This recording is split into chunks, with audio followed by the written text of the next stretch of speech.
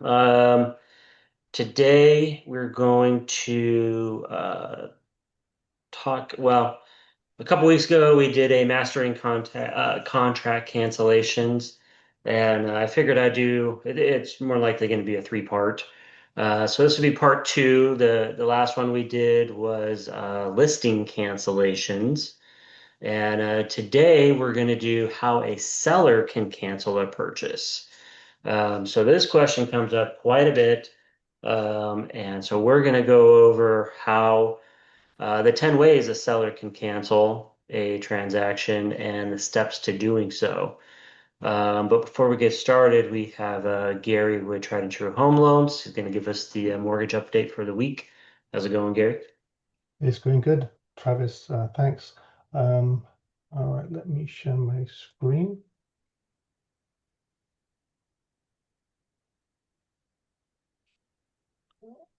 And if all goes well, then you should be seeing meeting 08/18/2025. Yep. Do you see that? Yep, it's up. All right, cool. So welcome all of you to the meeting.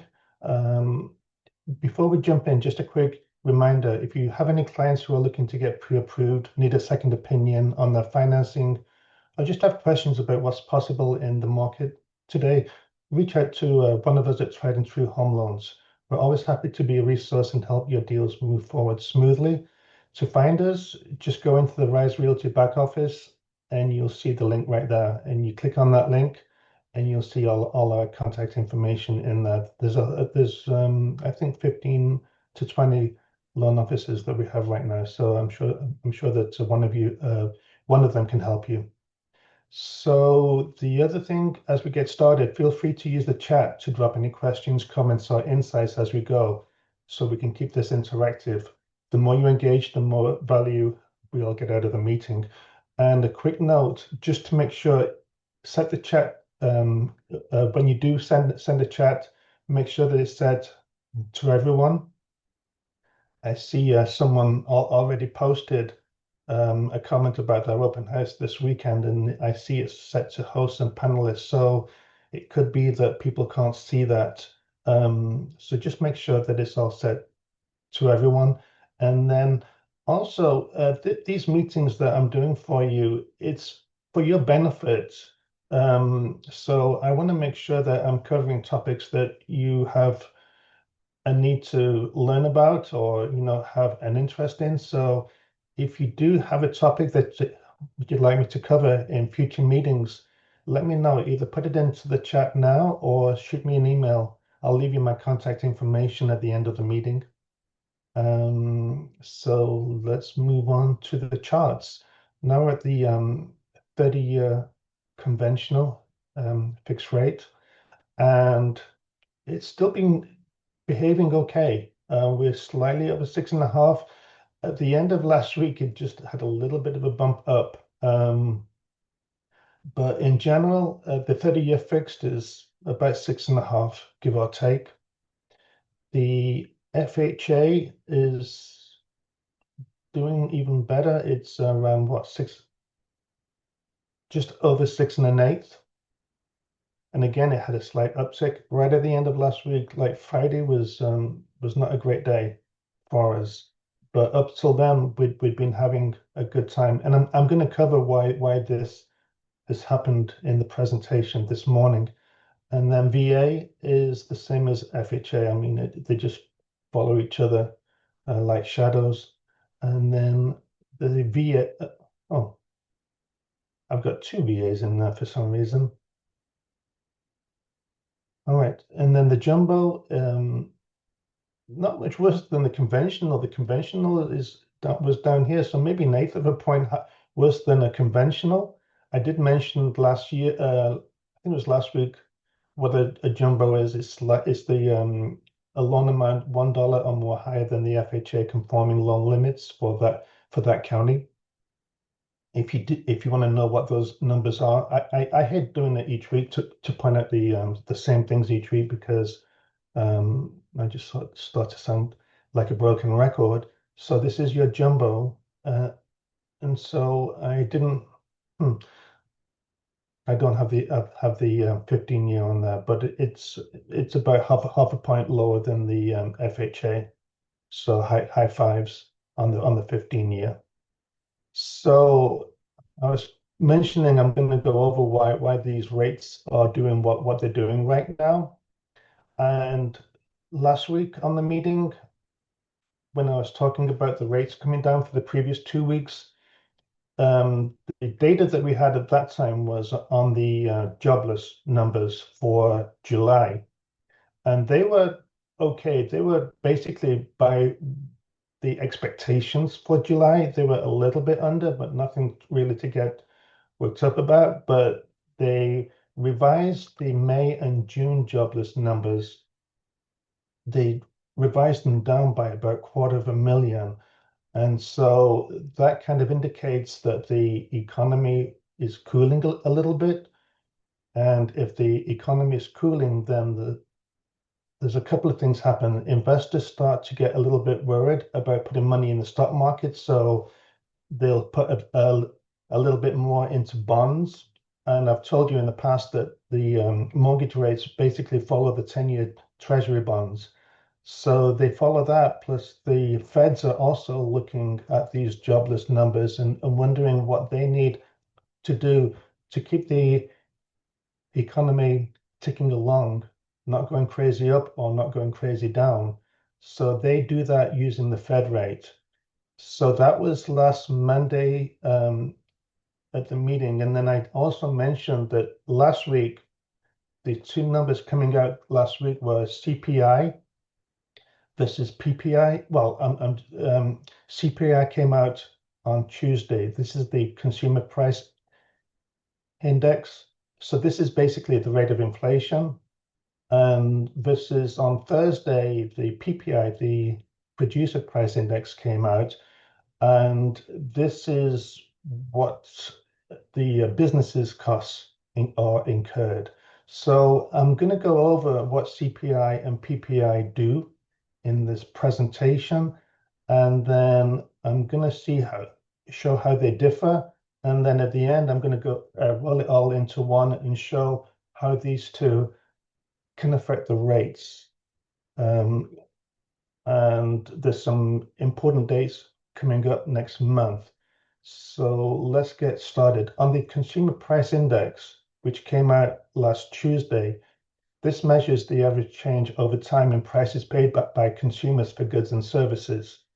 And so this is at the end of the supply chain. This is you and me, what we're paying in the store or online, or for services like rent, insurance, and travel. It includes housing costs, but it doesn't cover homeowners' costs. It's only on rent or the owner's equivalent rent. So if someone is renting a house, it'll go off what they're paying in rent. If someone owns a house, they will go off what that owner would pay in rent if they were renting that house. It doesn't go off mortgages because basically, once you get a fixed rate mortgage, it won't change in price. You know, it's the same amount each month. You do get things like taxes and insurance and HOA can vary, but for the most part, they don't go off that. They go off the rent and then renter's insurance. And then things like food and beverages. This is food that you eat in the house or if you eat out in restaurants. And then transportation like gas, airfare, and cars. And then medical and education, clothing, all that kind of stuff. Who releases it is the Bureau of Labor Statistics. And why this matters is because the Fed and the markets, all, basically the markets is the investors, watch this very, very closely because it directly affects the cost of living for households. And it kind of shows where the economy is going. And the Feds want to get the inflation rate down to 2%, and it's not there yet.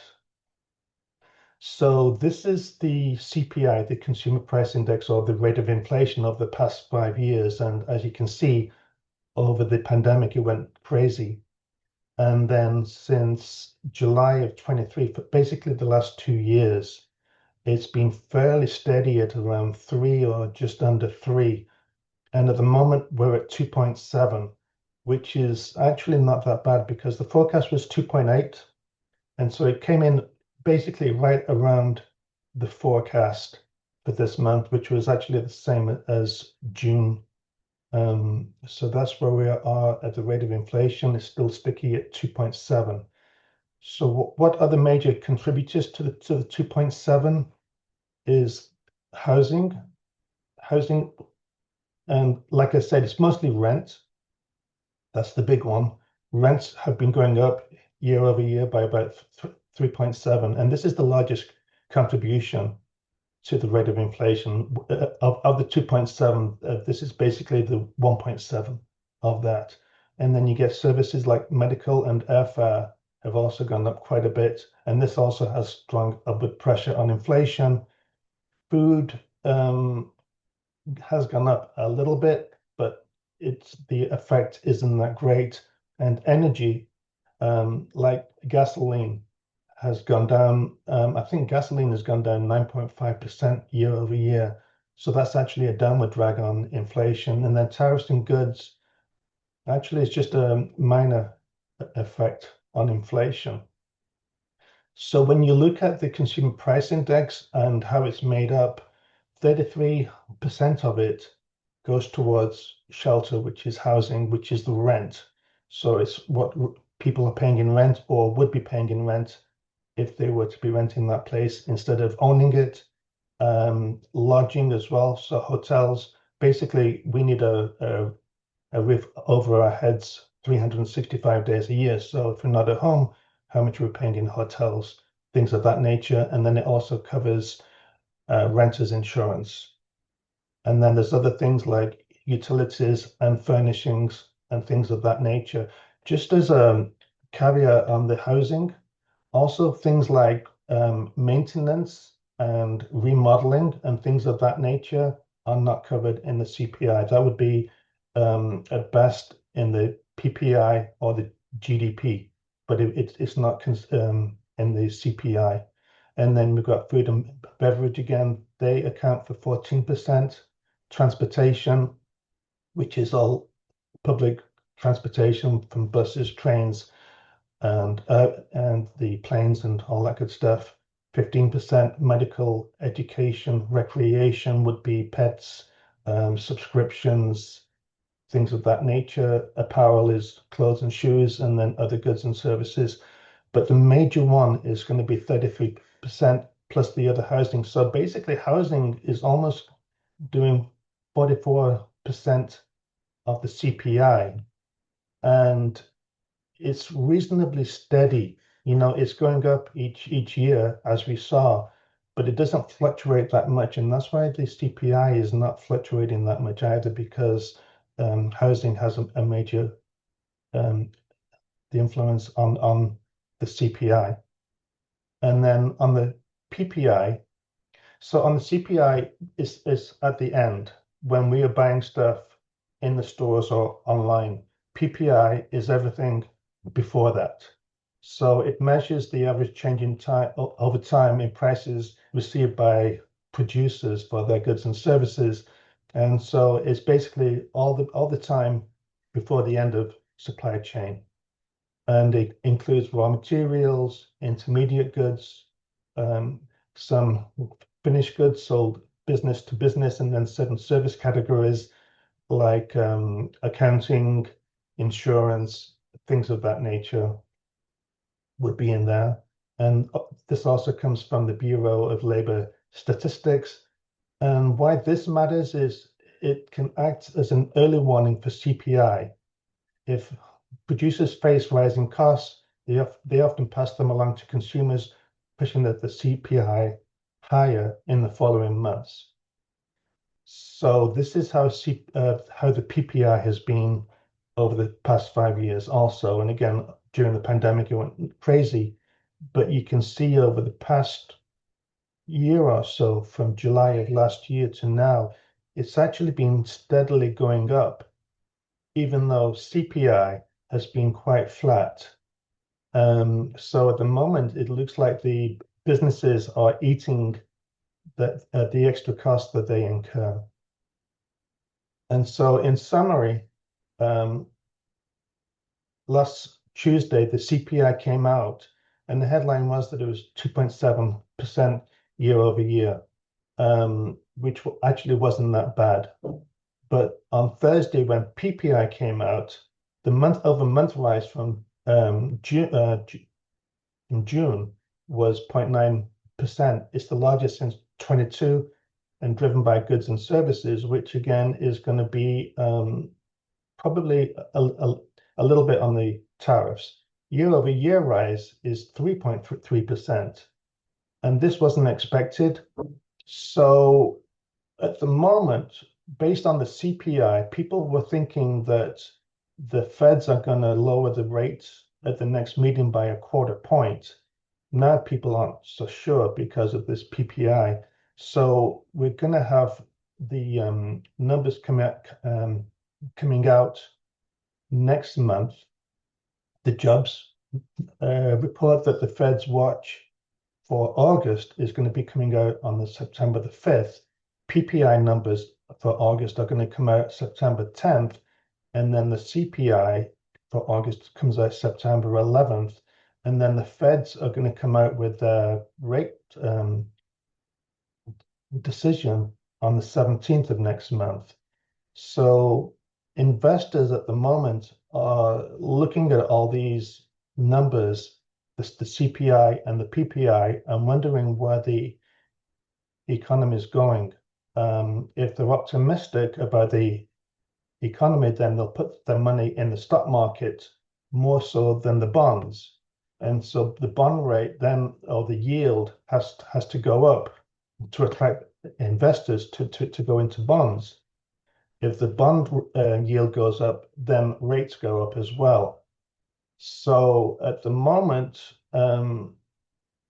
it looks like they are putting more money into the stock market than the bonds. So that's why rates at the end of last week, after they looked at the CPI and PPI numbers, they went back to the stock market, came out of bonds, and bonds went up, rates went up. And so that's basically why the CPI and PPI and the job reports is important to keep an eye on, because this is going to affect rates long term. Rates don't necessarily follow these numbers, but they are linked with that regard. So that's that. And then I mentioned last week UWM, who came on, I think, 2 weeks ago, mentioned during a recent meeting that they offer free classes for realtors at their headquarters in Pontiac, and they cover the flight, hotel, and food. I can take 3 realtors per trip, and so I'm looking for realtors to join me on these trips. It looks like the next one would be middle of October, so like the 15th of October. So if we can coordinate something, reach out to me for that. This is my contact information. You can scan the QR code to put my contact information into your phone, and that's about it. I'm not seeing any questions in chat, so if that's it, then Travis, I'll send it back to you. All right, sounds good. That was a good breakdown, and we don't always follow all these numbers all the time, but these are the things that are, affecting interest rates and really just buyer activity in general of home sales. So it is good to, you don't have to be an expert on these, but to kind of, be in tune with what's going on so that you can make adjustments with your business too on, wow, it looks like, spending is going to, spending on homes is going to be slowing down. I need to make some adjustments on my marketing, things like that. So it's why it's good to kind of follow these. I follow, not every single day. I'm not logging in and checking things, but I can definitely tell when things are affecting sales and, positive or negative. So, and it usually coincides with what's kind of going on with the overall economy. So, great info. Before I roll into my presentation today, we do have Tom with Whisper. He's been on a few times. He's got his, well, technically it's a startup. So um, this business for prospecting. So this is a good way to source off-market deals and make connections with homeowners who might potentially need to sell if you have a buyer. Now, we've got more inventory than we need right now, but that doesn't mean that that perfect house isn't there for your buyer. So if your buyer does give you something very specific, this is a way for you to potentially connect with an owner of that perfect home for your buyer because they are a little more picky right now, and rightfully so. They have more to choose from. But all right, Tom, what's new over there at Whisper? Thanks, Travis, again. Listen, guys, this is for me to help you guys get collapse time and start getting deals right away. So I want to kind of go through a couple of things and some immediate successes. So I spoke with Janet McCarthy yesterday. We sent out an email like encouraging you guys to bring one property that you've got for a listing appointment coming up and one buyer search you may have. I worked with her yesterday. She immediately matched out within the last 24 hours on about 20 new opportunities, and one was from a buyer and a property within her own database. This is the value of Whisper. We give it to you guys through Travis. So Travis is taking care of those folks who are paying for the CRM, get this compensated through that package that you guys are having. The rest of you folks, you can get in and you can see these matches before you even pay because we offer a free trial. So we encourage you. The first thing I'm going to put here is in the chat. Go to whispernetwork.com and fill out your information there. Go ahead and sign in. If you're one of the people who are already paying, there's already been an account created for you. All you have to do is reset your password to get in. But again, within 24 hours, Janet matched with other agents on properties that they have for her buyers, and she matched with 8 other agents that had buyers for her properties. Okay. And these are pre-market or potentially off-market homes that she has. It's not just off-market, it's literally everything that you can bring to the table to try to get the ball moving forward. You can see these are some of the other agents that she matched with and have matched with her on both sides of it. I'm going to switch on over to how simple it is for you to do it. So I'm going to give you 1 second. And again, my job is to help you do this for 10 minutes every week so that we can start to move some deals. We know there's tech fatigue. I know it's additional tech from the technical perspective. Sorry if I use the word technical too many times, but eventually we really want to make this simple for you. You do this today, you put in this information. Within the next hour or two, you will start getting matches for your buyer searches and potentially property, and you'll have other agents who will actually reach out and request. So please log on, simply add a client here. All you need is a name, email, phone, and an address. That will start off the process for what we call rumor properties. Those are rumored to be listings. Now, if you have an off market or you have a listing appointment come up, I would actually create that property and I would move it into the whisper category because you know that house is actionable. And the reason why that's valuable is because then you can go to that listing appointment and you can show them this new buyer search map. And you can show all the buyers that are looking for properties in that neighborhood as you're on that listing appointment. And you can literally request information directly from those agents. And then you get connected to the agent to try to get the deal going. So this whole platform is designed to help you guys condense time, find your way to a deal, find your way to the other agent, and convert your clients. That's what we're trying to do.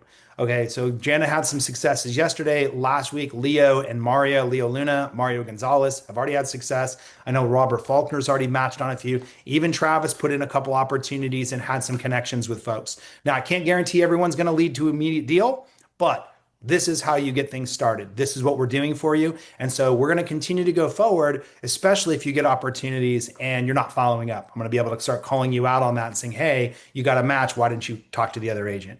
So does anyone have any questions? I want to be really quick and short and sweet to it. I really want you guys to come in here and put in your information around your client's properties. I'm going to show you really quick on how you set a buyer search. You would literally go into the client record.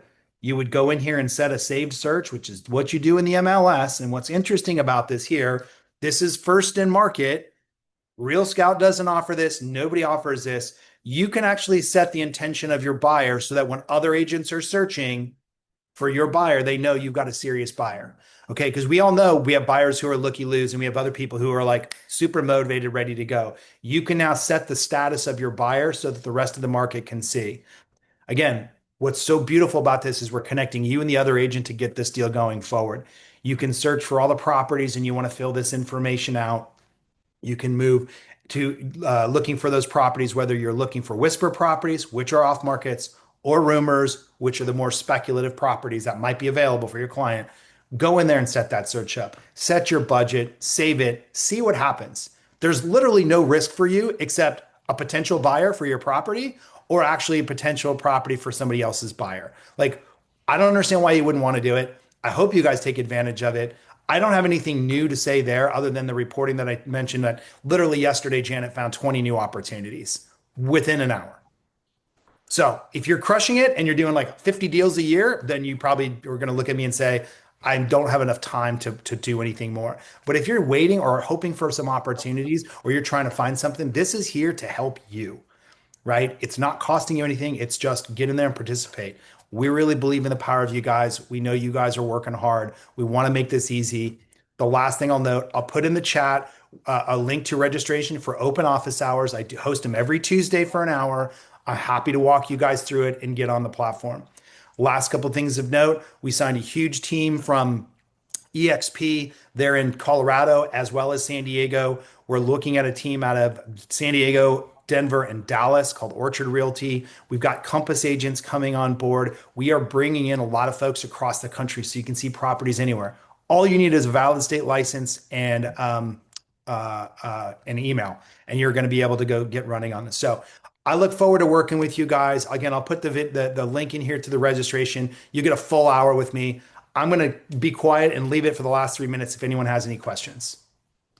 It looks like you got a couple there in the chat if you want to grab those on your way out. But yep, thanks for coming in and just giving us an update of kind of what's going on with Whisper.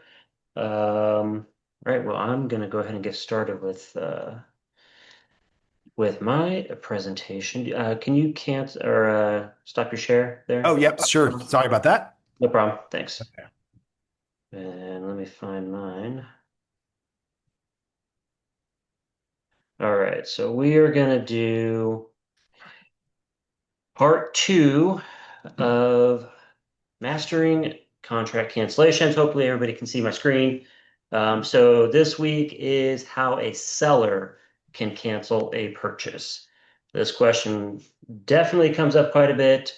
You have a non-performing buyer, or I even get it sometimes where the seller kind of has cold feet and wants to try and get out of the sale somehow.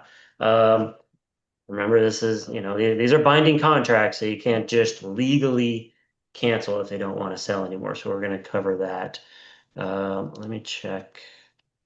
Let's see here. Okay, it looks like those are for Tom. All right. So before I get started today, uh, this question comes up all the time too. Hey, Travis, what is the standard commission right now? And usually my reply back is there is no standard. And we need to make sure that we are eliminating that that from our vocabulary when we're speaking to potential clients about buying or selling homes. So there is no standard. That's the bulk of what the NAR lawsuit was about was, commission. So there is no standard. But what is the average? So this just came out from Redfin actually, and it's showing the average realtor's commission before the NAR rule change and after the NAR rule change were implemented. So you can see that really there has not been a lot of change. A lot of it can do with price points. That's where I see the biggest differences usually is higher price points might have, some lower commissions negotiated. And then the smaller price points might have some higher commission um, negotiated. So if you were wondering, what's kind of everybody doing out there, and again, we don't want to say everybody because it is negotiable, but this is what Redfin published as far as what the average is, and this is a nationwide, obviously. So it looks like, what are we looking at? Quarter 1 of 2023, we were right about 2.5%. And then Q2 of 2025, we are right about 2.43%. So really, that lawsuit didn't bring in a lot of change as far as the amount, just the process of getting your commission negotiated. So, all right. Hopefully that answers a few questions about that. Again, there is no standard in commission. It is fully negotiable. That's just a graph of kind of what we're seeing nationally. So let's get into how a seller can cancel a purchase contract. So there's some really important things that you need to do as a listing agent to make sure that you are going to have a defensible um, cancellation by the seller in the event that a buyer would want to challenge it. So, what is the most important consideration for a seller in canceling a contract?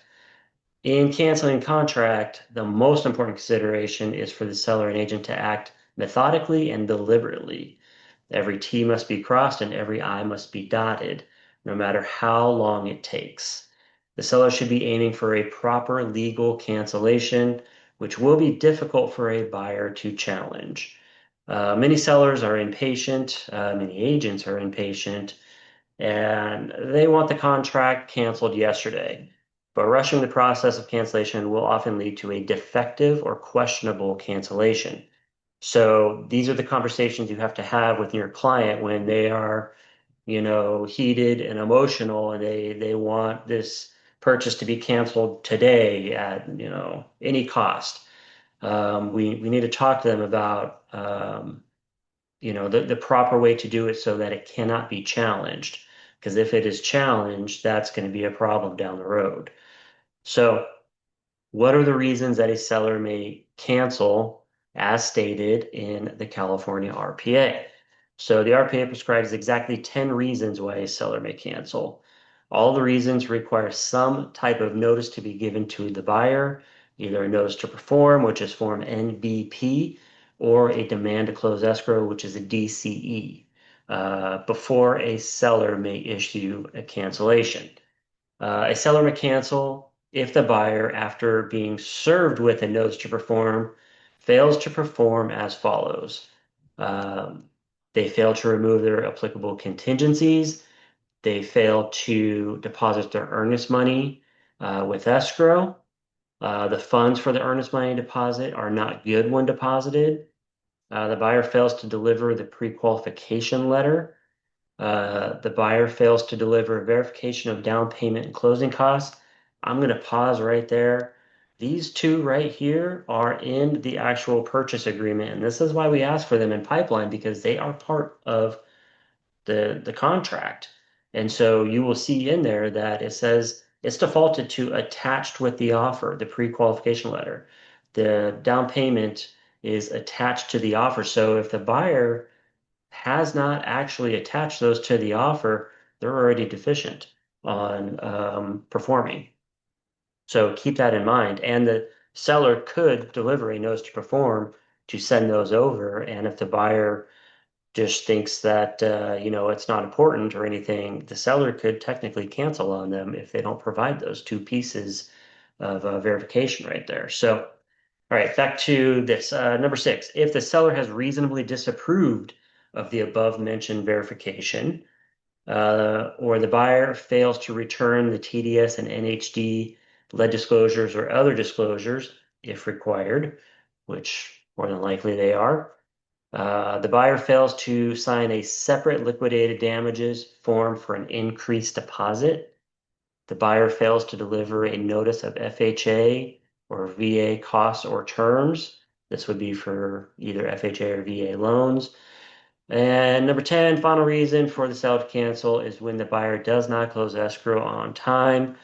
When this is the reason for the seller's cancellation, the contract requires that the seller first deliver a DCE, which is a demand to close escrow, prior to cancellation. So if you want to read these cancellation provisions in the contract summarized, above are in paragraphs 14C, 1, 2, and 3, 14E, and paragraph 14G of the RPA. And it talks right here, seller right to cancel. So you can review these. I highly recommend you do. Getting to know the contract inside and out will make you lethal in this business. So it is great to brush up on these. They do change wording from time to time, but these have been around for quite a while. We're looking at 14E, the RPA talks about the notice to buyer to perform, and 14G is the demand to close. All right, so are these the only reasons that a seller may cancel the RPA? They're not the only, but they are the main reasons. Other cancellations, right, may be written in the contract, for example, short sale addendums and contingency for sale of buyer's property, form COP. Both contain seller contingencies, which would create additional cancellation rights for the seller. Seller and buyer may cancel a contract by mutual agreement where both of them are just like, you know what? Yes, let's cancel. We're both going to go on our own ways. Maybe things aren't going well. And they agree to a mutual cancellation. But beyond the reasons as specifically stated in the contract or addendums, there are many other reasons which might entitle a seller to cancel, including fraud, mistake, duress, undue influence, illegality, or any other issue that undercuts a meeting of the minds. Now, those are going to be a little harder to prove usually. The other ones are pretty cut and dry because those are contractual obligations. However, if a seller would like to cancel on a basis that is not explicitly stated in the contract or in a way that is outside the procedure of the contract, then that seller should be directed to consult with their own attorney on how this may be done. And I would probably recommend the same. Let me double check the chat real quick. All right. Those weren't for me. Okay. So what is the procedure for a seller cancellation? Step one, check the time frame to see if the buyer has performed as required by the contract. Step two, make sure the seller has fulfilled all seller obligations, and that's a big one. We're going to cover that. Step three, the noticed buyer to perform, or DCE, must be correctly filled out, indicating what the buyer has failed to do, and the seller must sign it. Step four, notice to buyer to perform, demand to close must be then delivered to and personally received by the buyer's agent or the buyer. After which, the listing agent should obtain some type of verification that it was in fact received. This step is a little outdated, and I'll show you a little further down how that has changed. Step five, count the days. 6 is the day after the last day of perform. The seller may then sign and deliver a cancellation using form cancellation of contract. So time frames. How do you determine the day of acceptance? Many of you already know this, but the very first step in checking the time frame is to figure out when the acceptance of the contract occurred.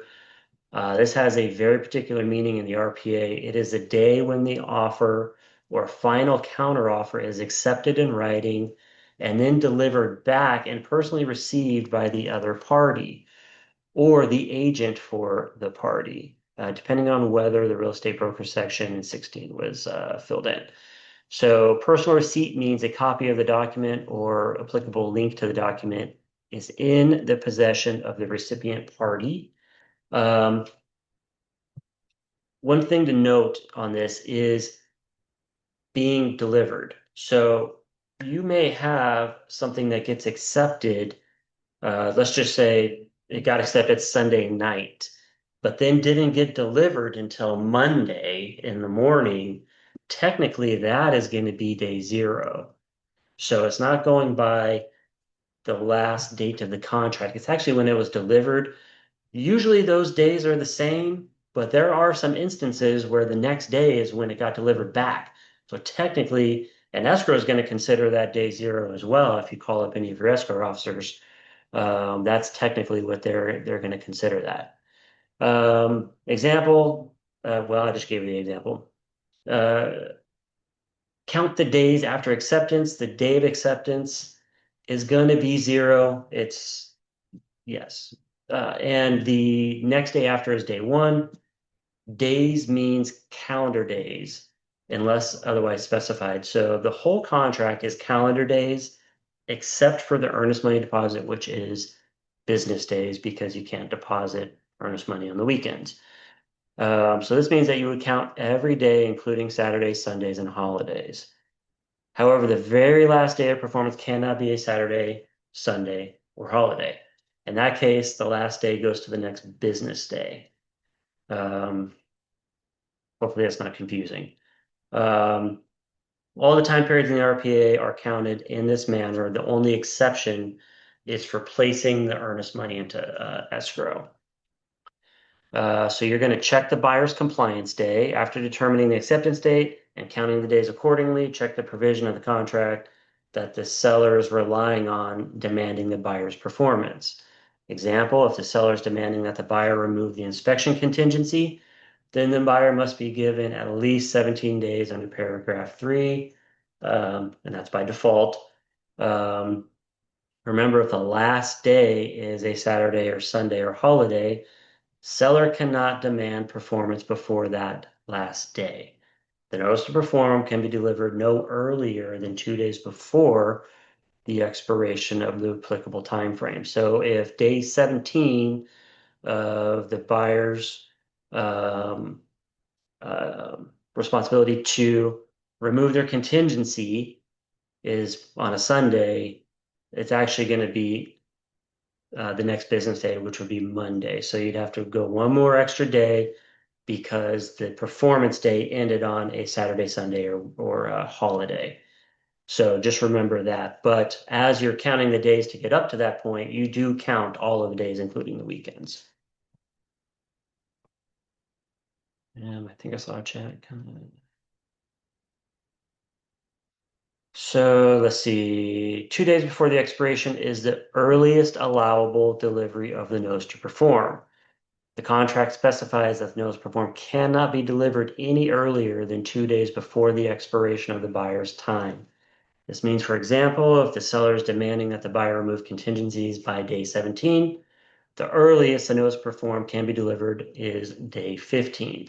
So if you have a seller who is eager to cancel on the buyer for whatever reason, and they have fully performed, which we're going to cover next here in step 2, they could deliver a notice to perform on day 15 if it is the 17 days default timeline here. And at the end of day 17, cancel.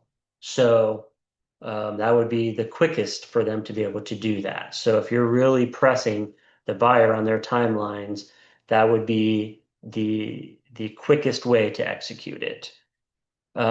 Step 2, seller obligations. Make sure the seller has fulfilled all seller obligations. Has the seller delivered all disclosures? The seller should be in full compliance with all of the seller obligations at the time of the notice of buyer to perform is delivered. This typically means in practice that the seller should have delivered all of the required disclosures and reports within 7 days per the contract. And yes, this includes the listing side avid. So you want to make sure that they have turned over everything that they have, including your avid, by the timeline here in N1. So we're looking at the RPA right now in the grid section. And N1 is seller delivery of documents. And that is exactly what that is. That is all of the documents that they have. And that needs to be done within 7 days by default or any other timeline put in here.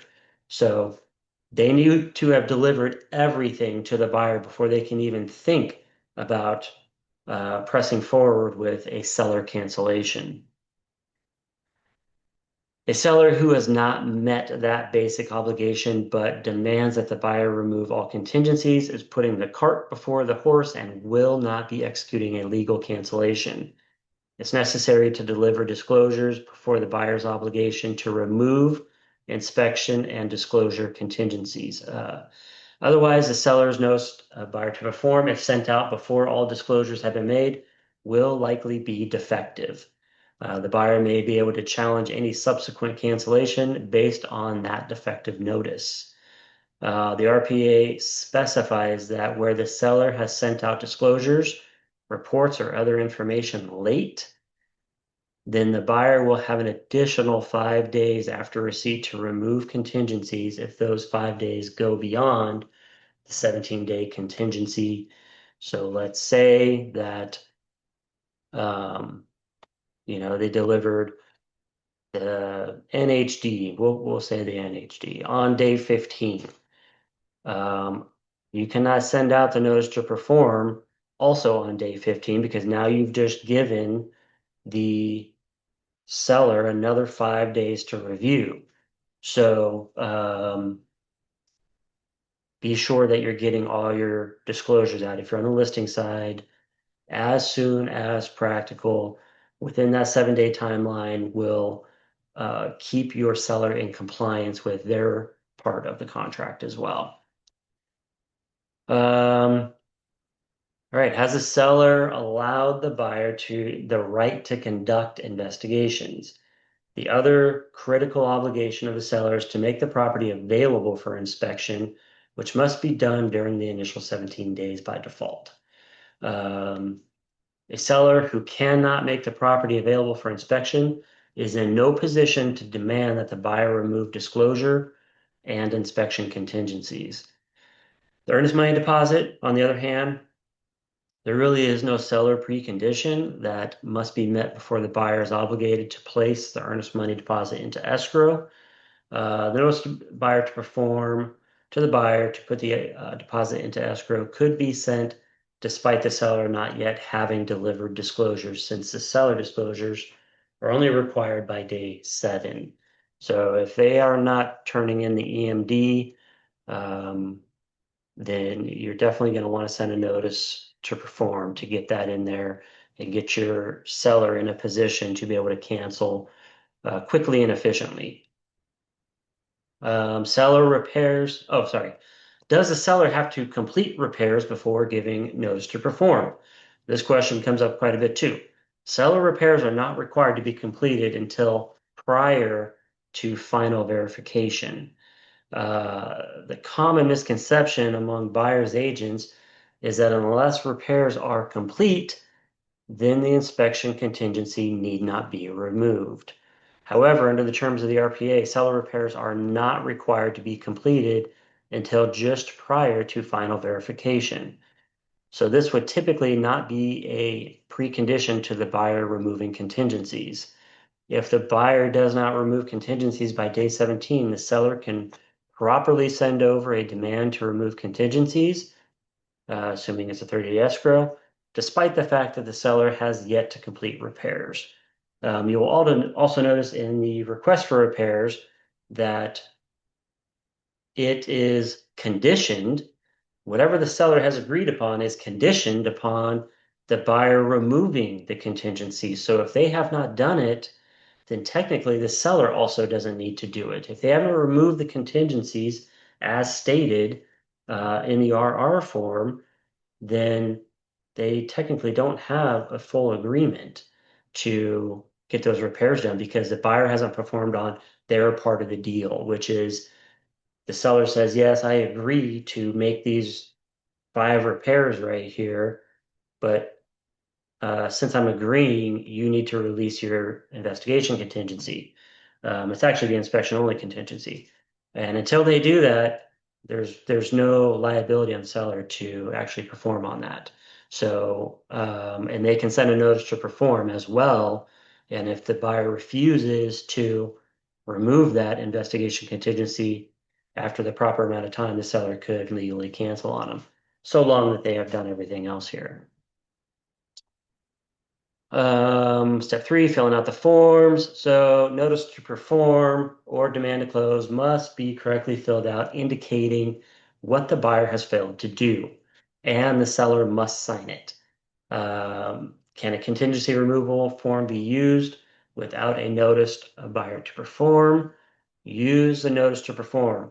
If you are trying to pressure the buyer into removing their contingencies uh, as per the timelines in the contract and keep the pressure on them, sending over a contingency release form really does nothing. It doesn't mean anything. It doesn't mean they have been served with a notice to perform. If you want to um, hold the buyer accountable to the timelines, you need to send the notice to perform. Um, that is the only way to move towards a potential seller cancellation if that is the goal. One common mistake is when the listing agent merely sends over the contingency removal form, Form CR, and demands that it be signed or returned. The CR is simply not a demand and does not qualify as a notice to buyer to perform. Um, so how should notice be completed? You're going to check the correct boxes. The notice to perform must specify exactly what action is demanded. Failure to fill it out by not checking the correct boxes will make the demand pointless and defective. So you'll see in there's contingencies and then there's contract obligations. You're going to check off one or multiples of what the buyer has not performed on, and seller signs, you send it over to the buyer that is properly delivered. Do not write a shorter specified time on the notice to perform. Another common mistake is for the listing agent to change the 2 day space to something less than 2 days. Do not write 1 day or 48 hours. Neither of these times are equivalent of the 2 days and could render the notice to perform defective. The time period is set in the RPA under 14E, and it specifically says 2 days. The only time this box should be changed is if the time period in paragraph 14E has been already modified on the contract itself, or if the seller wants to give the buyer more time than is required by the contract in paragraph 14E. So you would have already had that timeline shorted and agreed to in the purchase agreement. I don't know anybody that would really agree to that, and I actually haven't even seen that number ever change. But so it's default in the contract, 2 days. Just leave that on the notice to perform unless you're giving them extra time for some reason. Seller must sign the notice of buyer to perform or demand to close. This is a direct requirement of the contract. Without the seller's signature, the notice to perform or demand to close is ineffective.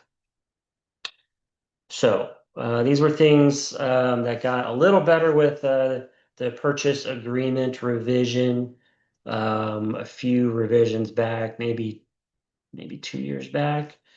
So the notice performed, demand to close must be delivered to and personally received by the buyer's agent or the buyer, after which the listing agent should obtain some short type of verification that it was in fact received. Use the legal delivery email or text address per the RPA.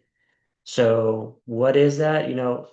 This is um, last page of the RPA in the brokers section. There's brokers and escrow.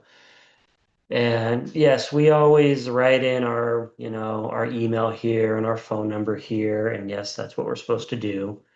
But this is the designated electronic delivery address.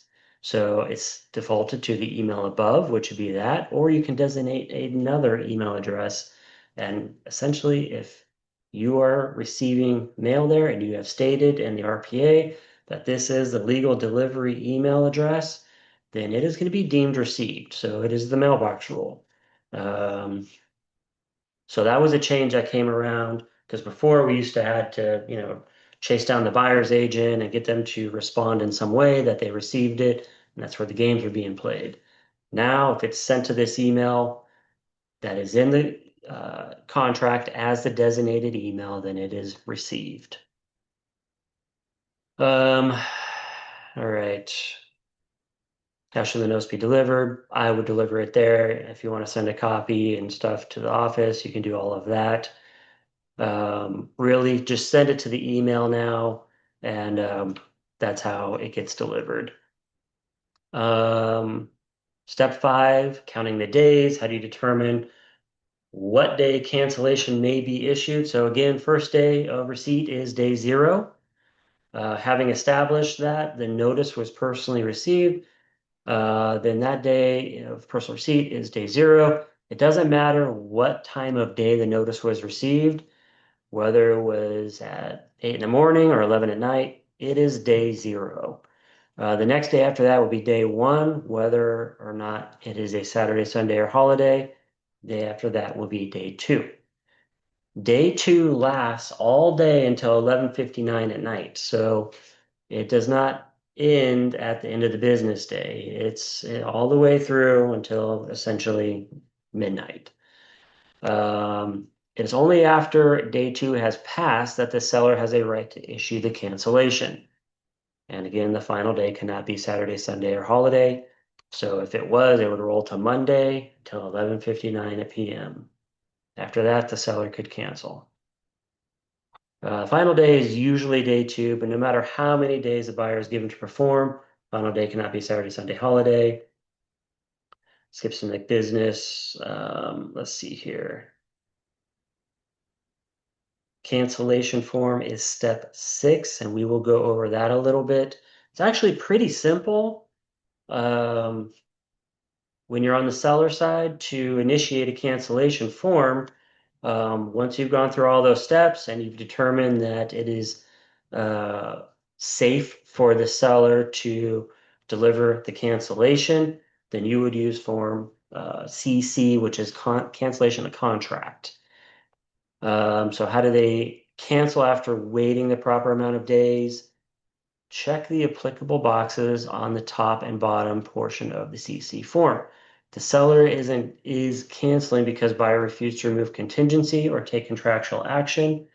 Then the seller would check box 1A2 in section 1 of form CC. So this is a snippet of the first section, section 1 of the cancellation form.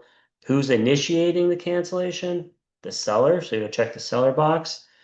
And why are they canceling? You're going to check box 2 here.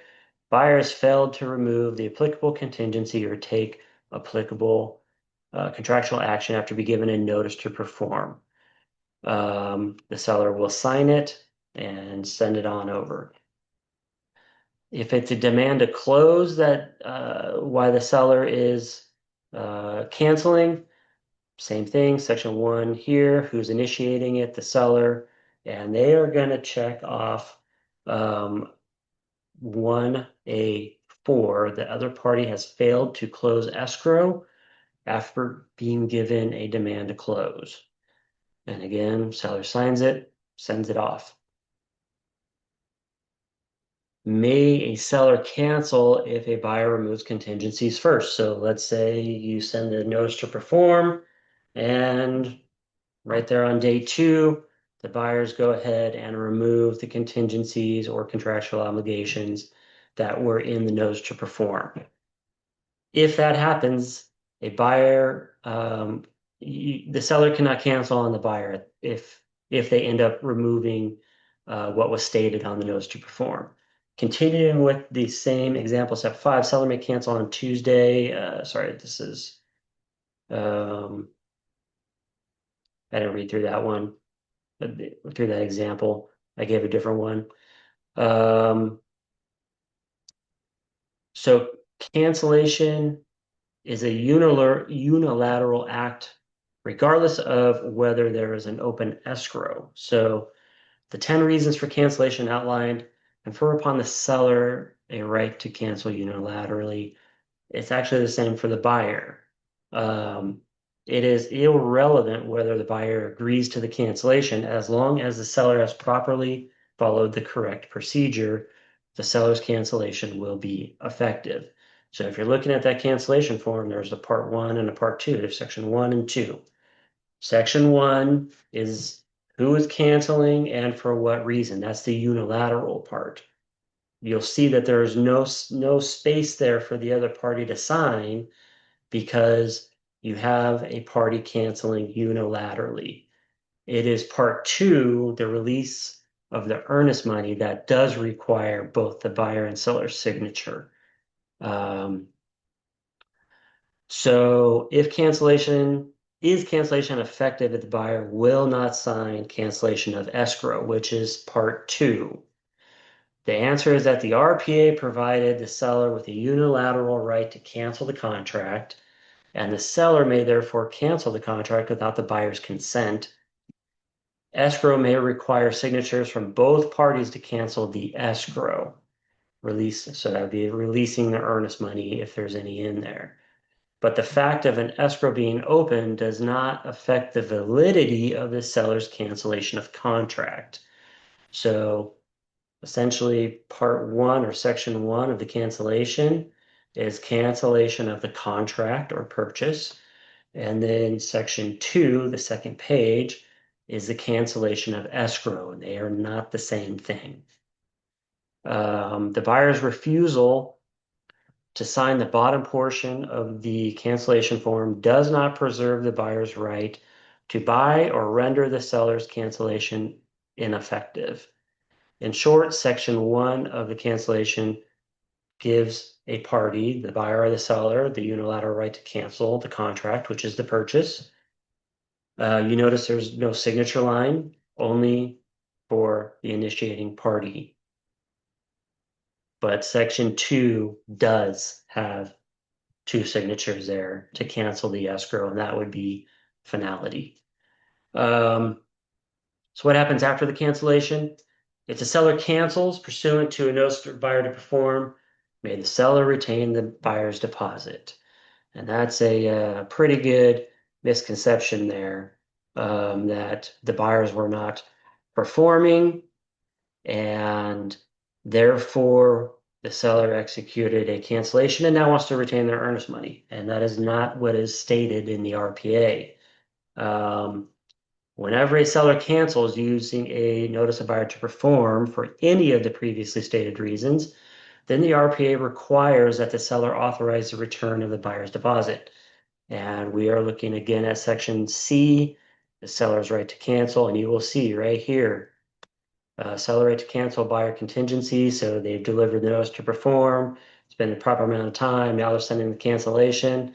In such events, seller shall authorize the return of buyer's deposit except fees incurred by the buyer.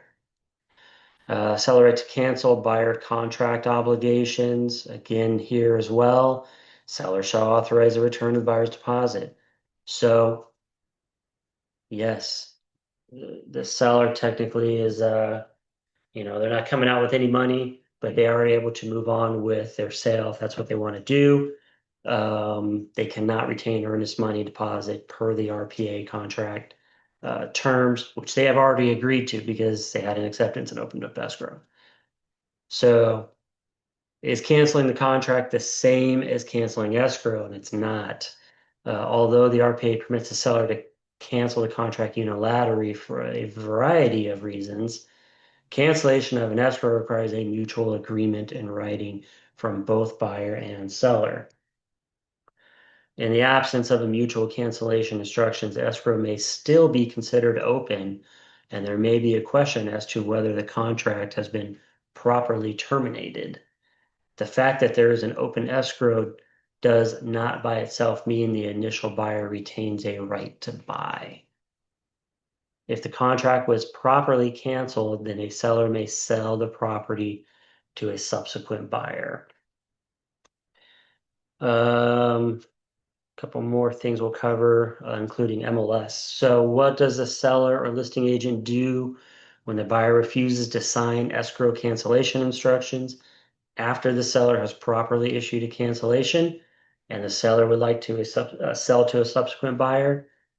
RPA confers upon the seller a unilateral right to cancellation. Nonetheless, an unresolved escrow may create hurdles or even roadblocks to the seller in reselling and closing on a second escrow. The fact that the second escrow company will often refuse to close while there is an unresolved first escrow on the same property.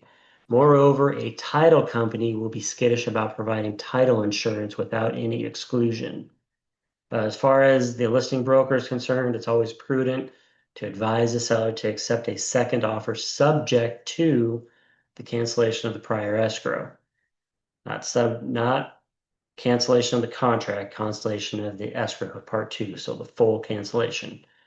At this point, it is if the seller is determined to sell to another buyer, does not wish to make the subsequent offer conditional upon cancellation of prior escrow, then before acceptance of subsequent offer, seller should be advised to seek the guidance of an attorney. With legal counsel, it is possible to close with a second buyer. In this situation, the fact of it indisputably solid cancellation will prove critical. If the seller chooses not to engage an attorney, then ultimately the seller may be forced to work with the same buyer. The impediment is that the seller does not want to give up the deposit, then the seller should be informed that doing so may be the most practical step to clear the way for a second escrow. The impediment is that the buyer simply wants the property, then it may be possible to work out an agreement where the buyer will release the deposit to the seller as consideration for extending current escrow. This should only be done with assistance of counsel. Let's go over the MLS real quick. So, when can you put the property back on the market if the seller ends up canceling the contract? So can the MLS status be changed back to active before the seller issues a cancellation? Answer is no. Until the seller issues a cancellation, the buyer generally retains the right to purchase, and thus the property status is pending, depending on your local MLS's rules. MLSs have discretion to adopt different rules, so agents should check with their own MLS. After the seller issues a cancellation, can the seller place the property back on the market as active? It depends. Some MLSs, such as CRMLS, will permit the property to be advertised as active upon cancellation, whether or not there is an agreement between buyer and seller to cancel escrow. So essentially, if the seller has properly sent the cancellation of contract, they can go ahead and put that property back into active status, even if the buyer has not signed the second part, which is, the release of the earnest money. Some other MLSs, if their resale is contingent upon cancellation of pre-existing escrow, then status cannot be active and instead would be backup. So just check with your local MLS rules. You can give them a quick call and just double check if you have a cancellation. We'll cover the demand to close real quick, and then we can wrap up just a few minutes after. So, when must the seller use demand to close escrow? The RPA states that when either party cancels based upon the failure of the other to close escrow, then the DCE must first be delivered. Misconception is, hey, we're past the close date, now we're out of contract. And that is not true. You are still in contract. What happened is you have people not performing and something needs to happen. What's going to happen? Well, hopefully the seller is sending the buyer a demand to close escrow.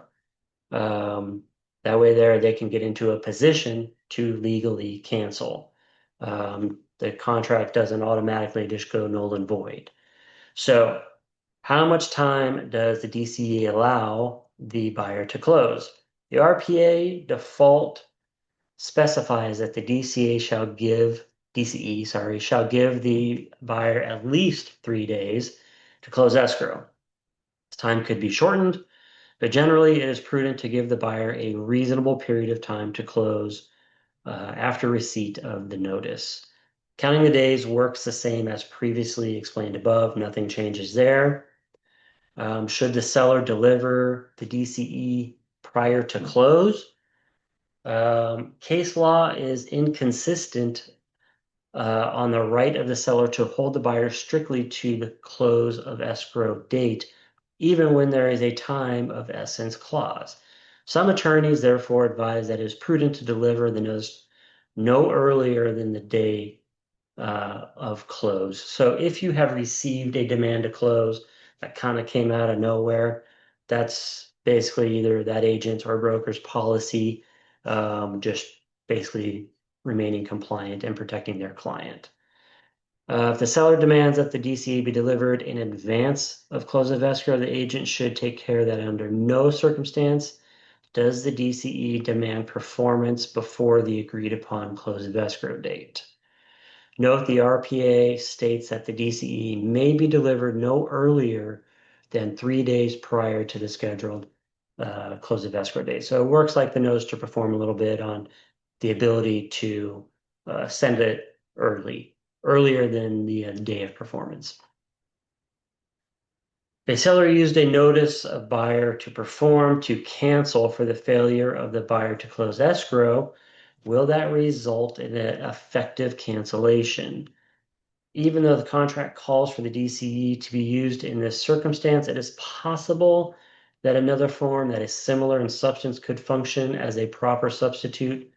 However, the fact that the RPA does specify that the DCE form be used, and it does use those specific terms in there.